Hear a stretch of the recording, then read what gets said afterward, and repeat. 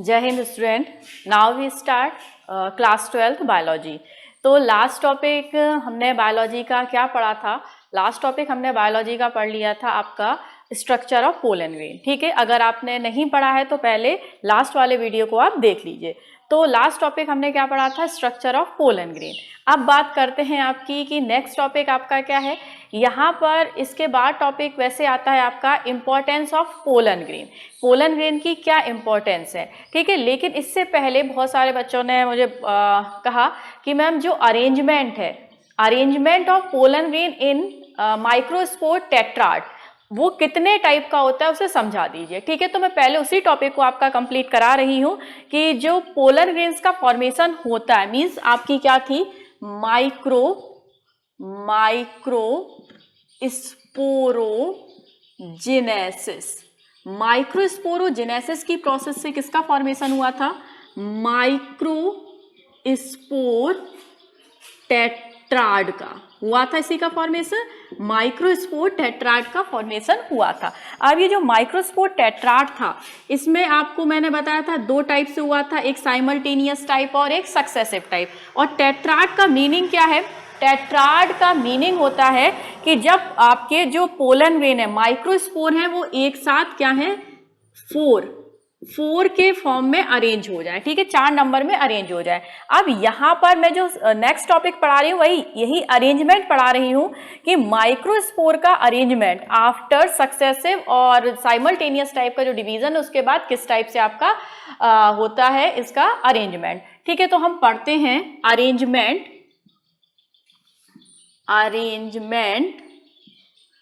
Of microspore in tetrad. ठीक है, tetrad में माइक्रोस्पोर का अरेंजमेंट किस टाइप से होता है।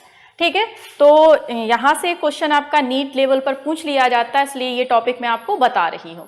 ठीक है, तो जो अरेंजमेंट है माइक्रोस्पोर का टेट्राड में, वो किस टाइप से अरेंज हो सकते हैं। ठीक है, तो ये बेसिकली आपका माइक्रोस्पोर टेट्राड के फॉर्म में आपके बेसिकली 5 टाइप में अरेंज होते हैं।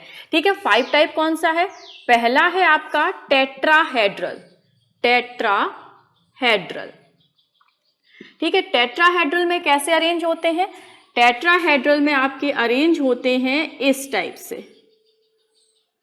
ये। ठीक है, यहां पर 4 माइक्रोस्पोर आपको दिखाई दे रहे होंगे। ठीक है, 3 तो ये इसी सेम प्लेन में है, 1 2 3, और ये वाला जो माइक्रोस्पोर है ये आपका इन तीनों के जस्ट पीछे है। तो इस टाइप का जब माइक्रोस्पोर इस टाइप से अरेंजमेंट शो करते हैं तो वो क्या कहलाता है? आपका टेट्राहेड्रल टाइप। समझ गए? ये क्या कहलाता है? आपका टेट्राहेड्रल टाइप कहलाता है। अब इसके बाद, और ये जो टेट्राहेड्रल टाइप है, मोस्ट ऑफ डाइकोटिलीडनस प्लांट होते हैं। डाइकोटिलीडनस प्लांट में टेट्राहेड्रल टाइप का माइक्रोस्पोर का अरेंजमेंट आपको दिखाई देता है। ठीक है, यानी कि ये आपके किस में दिखाई देते हैं? ये साइमल्टेनियस टाइप में मोस्ट ऑफ टेट्राहेड्रल अरेंजमेंट होता है। Not always, most of tetrahedral arrangement आपका साइमल्टेनियस टाइप में होता है। ये डाइकॉट में ज्यादा देखने को मिलता है। ठीक है, दूसरा है आपका लीनियर। ठीक है, लीनियर में क्या है? लीनियर में जो माइक्रोस्पोर है लीनियर में, वो बिल्कुल एक के बाद एक लाइन लगा के अरेंज हो जाते हैं। ठीक है, ये माइक्रोस्पोर है, लीनियर फॉर्म में इस टाइप से आपके क्या है, अपना अरेंजमेंट शो करते हैं। अब आता है थर्ड है आपका टी शेप्ड। ठीक है, टी शेप्ड में कैसे अरेंज होते हैं? टी शेप्ड में माइक्रोस्पोर आपके इस टाइप से अरेंज होते हैं। ठीक है, ऊपर 2 माइक्रोस्पोर और उसके बाद आपके नीचे एक करके माइक्रोस्पोर आपके अरेंज हो जाते हैं। तो टेट्राहेड्रल, ये नाम आप याद रख लीजिएगा, नाम ही इनके काफी इंपॉर्टेंट है कि टेट्राहेड्रल टाइप का माइक्रोस्पोर का अरेंजमेंट, लीनियर टाइप का माइक्रोस्पोर का अरेंजमेंट और टी शेप टाइप का माइक्रोस्पोर का अरेंजमेंट। अब बात करते हैं फोर्थ टाइप कौन सा होता है। फोर्थ है इनका आइसोबाइलेटरल। ठीक है, कौन सा है फोर्थ? आइसोबाइलेटरल टाइप का अरेंजमेंट। आइसोबाइलेटरल टाइप का अरेंजमेंट किस टाइप का होता है? ये आपका मोस्ट ऑफ मोनोकॉट में देखने को मिलता है। ठीक है। मोनोकॉट में कौन सा टाइप का डिवीजन हो रहा था? सक्सेसिव डिवीजन हो रहा था, याद है ना आप सभी को। तो मोनोकॉट में सक्सेसिव टाइप का डिवीजन हो रहा था और उसमें जो अरेंजमेंट है, ठीक है, आइसोबाइलेटरल में अरेंजमेंट क्या है? चारों के चारों जो माइक्रोस्पोर है एक प्लेन से आपको दिखाई दे जा सकते हैं, ठीक है। और फिफ्थ आपका कौन सा है? टेट्राहेड्रल हो गया, लीनियर हो गया, टी शेप्ड हो गया, आइसोबाइलेटरल हो गया और आपका फिफ्थ है यहाँ पर डिकसेट, ठीक है। कौन सा है आपका? डिकसेट, डिकसेट, ठीक है। डिकसेट टाइप का अरेंजमेंट किस टाइप का होता है? कुछ इस टाइप का अरेंजमेंट होता है, ठीक है। इसमें भी जो फोर्थ वाला है, लास्ट वाला, वो आपका पीछे ही दिखाई देगा, ठीक है। तीन एक प्लेन में और एक आपका पीछे की साइड में प्रेजेंट होगा, ठीक है। तो ये आपका बहुत कम ही इस टाइप से दिखाई देगा आपको, इस टाइप से, ठीक है। तो माइक्रोस्पोरोजेनेसिस में जो आपके माइक्रोस्पोर का फॉर्मेशन होता है, माइक्रोस्पोर आपके 4 टाइप से टेट्राड में अरेंज होते हैं, ठीक है। 4 टाइप से नहीं, 5 टाइप से टेट्राड में अरेंज होते हैं, इनके नाम याद रखिएगा। और मोस्ट ऑफ जो डाइकॉट है, डाइकॉट में आपका टेट्राहेड्रल फॉर्म में अरेंज होते हैं, मोस्ट ऑफ मोनोकॉट में आपके आइसोबाइलेटरल टाइप में अरेंजमेंट होते हैं, ठीक है। तो 5 टाइप में कौन कौन से अरेंजमेंट है, फटाफट हम रिवाइज करते हैं इसे। पहला था आपका टेट्राहेड्रल फॉर्म में, दूसरा था आपका लीनियर, तीसरा था आपका टी शेप्ड, फोर्थ है आपका आइसोबाइलेटरल और फिफ्थ है आपका कौन सा? डिकसेट। समझ गए इतनी बात? चलिए, तो अगर आप समझ गए हैं तो आपको क्या करना है? लाइक करना है, सब्सक्राइब करना है और शेयर करना है, किसे? चौहान क्लासेस को। समझ गए इतनी बात? चलिए, अब नेक्स्ट टॉपिक है, नेक्स्ट टॉपिक हम पढ़ते हैं माइक्रोस्पोरोजेनेसिस में। नेक्स्ट टॉपिक है आपका economic importance of pollen grain, ठीक है। कौन सा है नेक्स्ट टॉपिक? इंपॉर्टेंट टॉपिक है ये, इकोनॉमिक इंपॉर्टेंस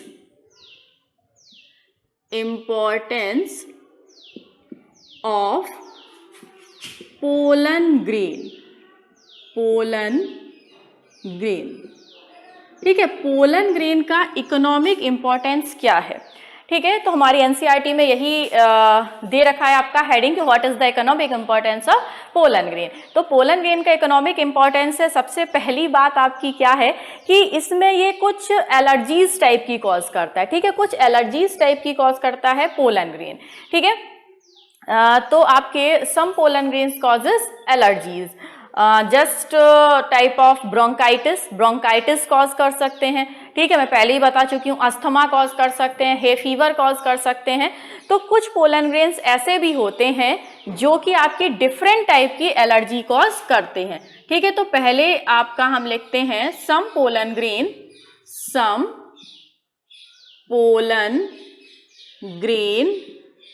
causes different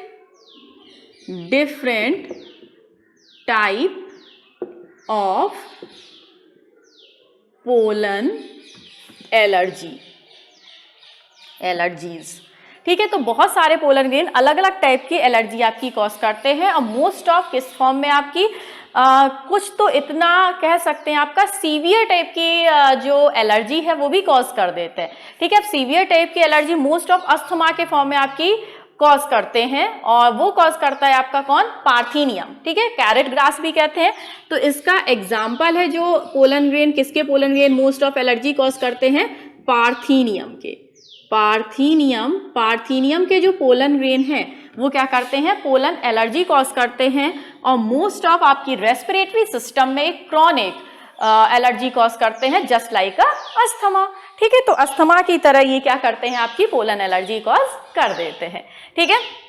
दूसरी बात क्या है? ये तो इससे क्या हो गया आपका नुकसान टाइप का हो गया।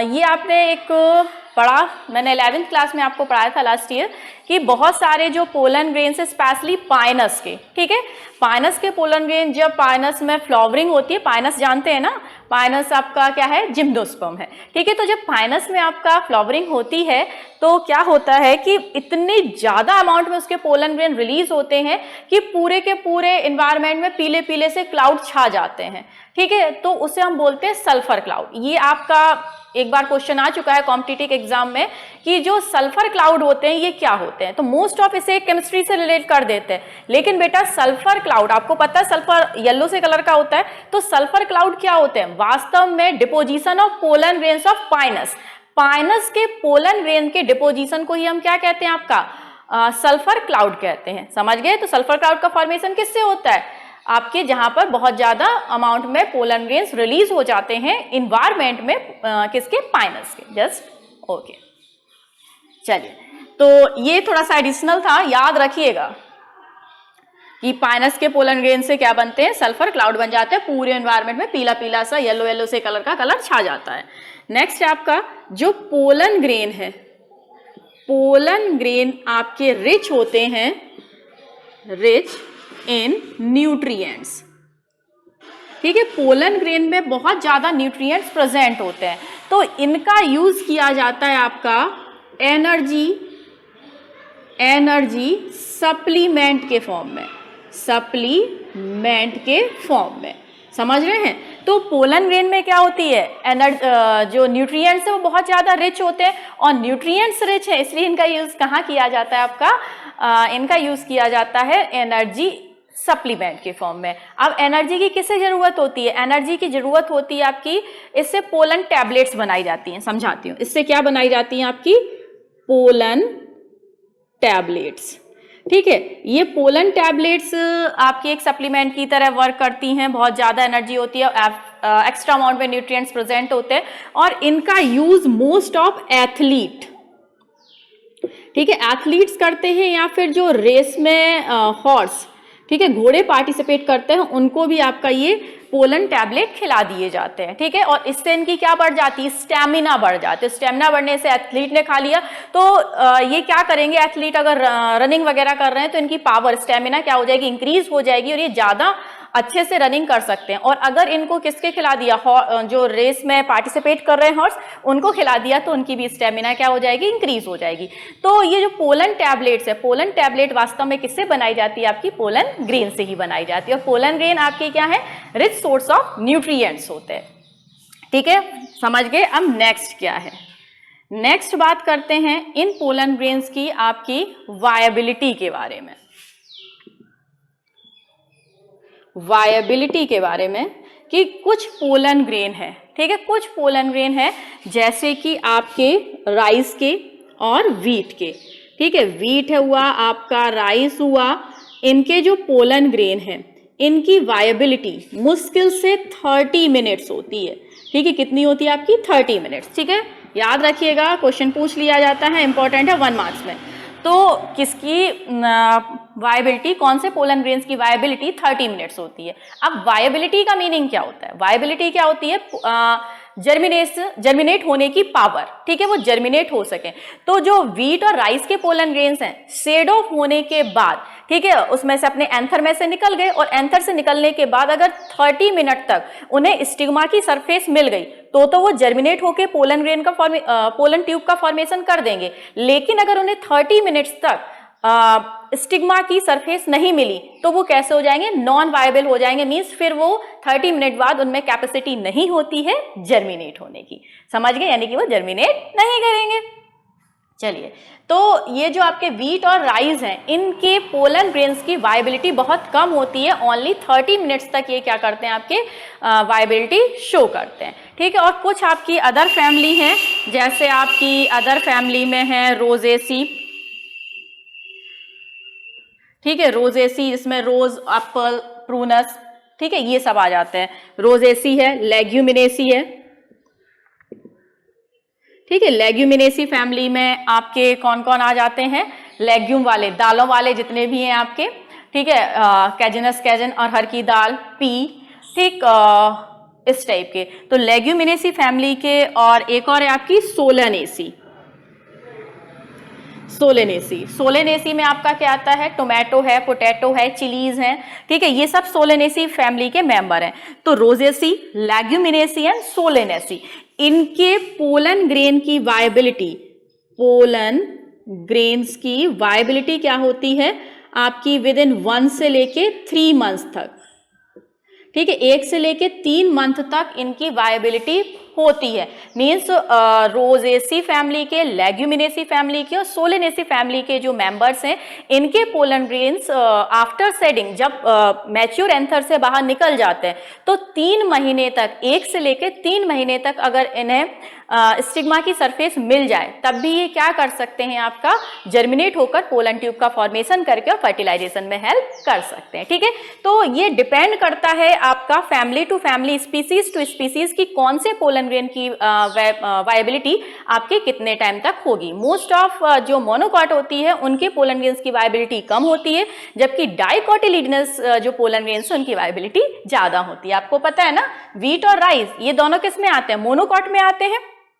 ठीक है, दोनों मोनोकॉट के हैं, और ये रोजेसी, लेग्यूमिनेसी और सोलेनेसी ये तीनों आपके किस में आते हैं, डाइकॉट फैमिली है। ठीक है, समझिए इतनी बात। अब आती है आपकी एक और इम्पॉर्टेंट टॉपिक है, ये इकोनॉमिक इंपॉर्टेंस आप समझ चुके हैं। पोलन ग्रेन्स डिफरेंट टाइप की एलर्जी कॉज करता है, स्पेशली पार्थीनियम जो हे फीवर कॉज करता है।